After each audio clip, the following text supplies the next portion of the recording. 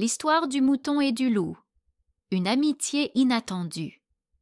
Par une belle journée ensoleillée, un jeune mouton nommé Hugo broutait joyeusement l'herbe tendre avec sa famille dans les prés. Les champs étaient vastes, les fleurs colorées, et un ruisseau chantait doucement au loin. Tout était parfait.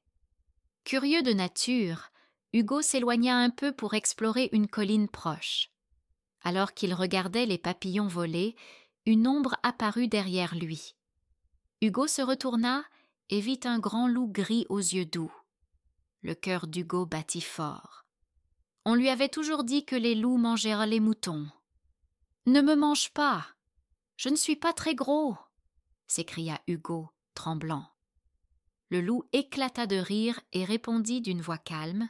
« Ne t'inquiète pas, petit mouton, je ne mange pas les moutons, je préfère les fruits et les baies. » Hugo, surpris, demanda « Tu es vraiment un loup?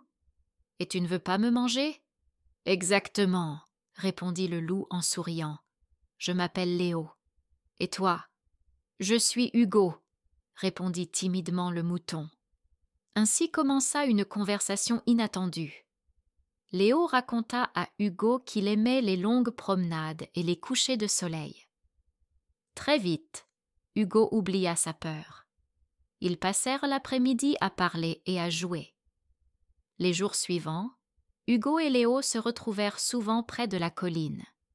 Ils jouaient à cache-cache, couraient dans les champs et partageaient des baies sucrées que Léo trouvait. Hugo aimait écouter les histoires de Léo sur la forêt, tandis que Léo trouvait Hugo drôle et plein d'idées. Un jour, Hugo dit « Léo, tu es mon meilleur copain. J'aimerais te présenter à ma famille et mes amis. » Léo hésita. « Tu es sûr? Les moutons ont peur des loups. » Hugo répondit avec assurance. « Ils verront que tu es gentil. Ils t'aimeront aussi, j'en suis sûr. » Hugo emmena Léo dans le pré où sa famille et ses amis broutaient.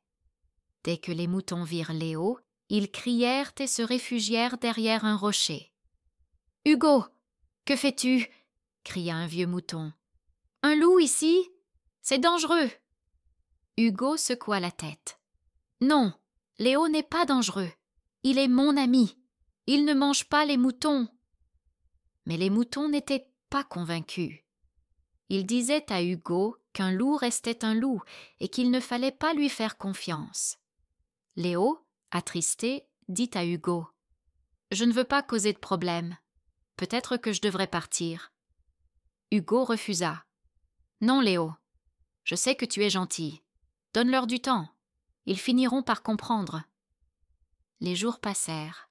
Léo continua de venir près des prés, mais il gardait ses distances. Petit à petit, certains moutons commencèrent à l'observer de loin. Un jour, une tempête éclata soudainement. Le vent soufflait fort et les moutons étaient effrayés. Un agneau, trop jeune pour courir vite, était coincé près d'un ruisseau qui débordait. Léo, voyant cela, se précipita pour aider. Il traversa le ruisseau, prit l'agneau sur son dos et le ramena sain et sauf aux autres moutons. Les moutons, stupéfaits, remercièrent Léo. « Tu nous as aidés, malgré tout, » dit timidement un mouton. « Peut-être que nous nous sommes trompés sur toi. » Avec le temps, les moutons commencèrent à accepter Léo. Ils comprirent qu'il était vraiment différent des loups qu'ils craignaient. Léo joua avec les agneaux, montra où trouver des fruits délicieux et raconta des histoires de la forêt.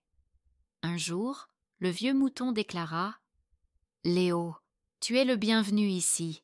Nous voyons maintenant que tu es notre ami. » Hugo était ravi.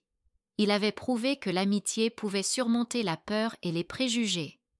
À partir de ce jour, Léo et les moutons devinrent une grande famille. Ils jouaient ensemble, partageaient leurs repas et appréciaient la vie simple des prés. Depuis ce jour, on raconte l'histoire d'Hugo et de Léo dans tout le village. Les moutons et les loups n'étaient plus si différents après tout. Et tout cela avait commencé grâce à un mouton curieux et à un loup au grand cœur. Si cette histoire t'a plu, N'oublie pas de liker la vidéo et de t'abonner à ma chaîne pour ne rien manquer. Maintenant, je te propose de poursuivre l'aventure en cliquant sur l'une des 2 vidéos. La première est la même histoire, mais en anglais, et la deuxième te plonge dans une toute nouvelle aventure. À très vite!